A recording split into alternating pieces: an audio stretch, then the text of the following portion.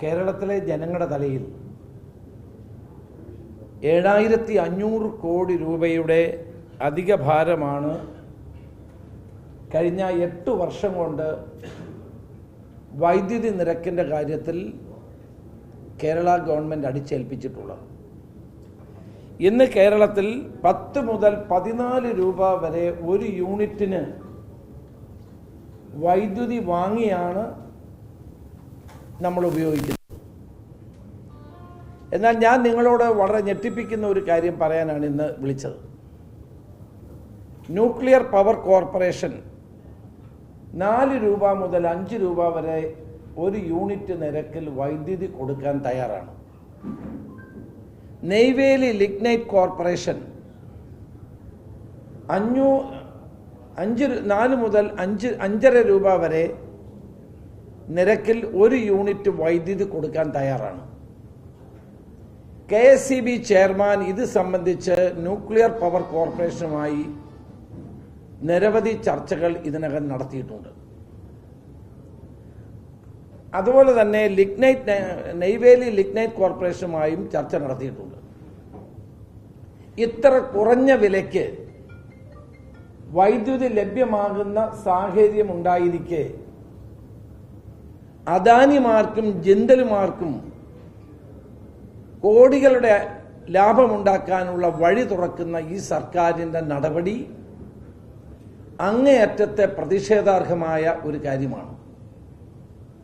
വൈദ്യുതി മന്ത്രി പറയട്ടെ, ന്യൂക്ലിയർ പവർ കോർപ്പറേഷനുമായി KSEB ചർച്ച നടത്തിയിട്ടുണ്ടോ? ഉണ്ടെങ്കിൽ എത്ര രൂപയ്ക്കാണ് അവർ ഓഫർ ചെയ്തിട്ടുള്ളത്?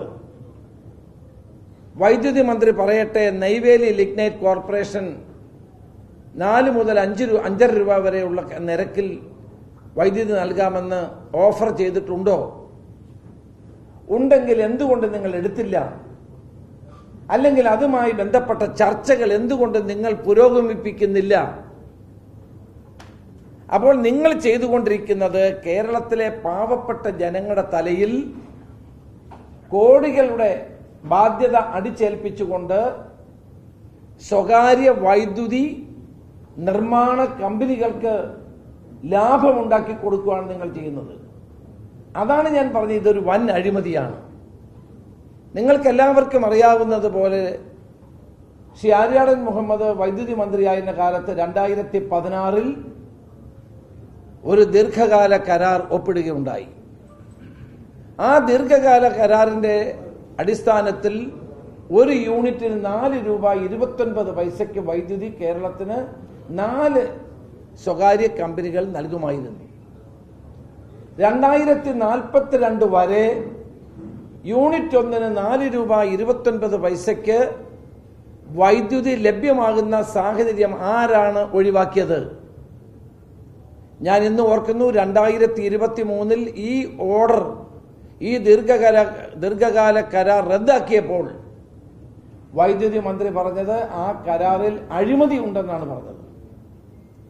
അങ്ങനെ അഴിമതി ആരോപിച്ച കൃഷ്ണൻകുട്ടി മന്ത്രിയോട് ഞാൻ ചോദിക്കുന്നു, നിങ്ങൾ കഴിഞ്ഞ 8 വർഷക്കാലം ആര്യാടൻ മുഹമ്മദ് കൊണ്ടുവന്ന ഈ ലോങ് ടൈം എഗ്രിമെന്റ് പ്രകാരം വൈദ്യുതി വാങ്ങിയില്ലേ?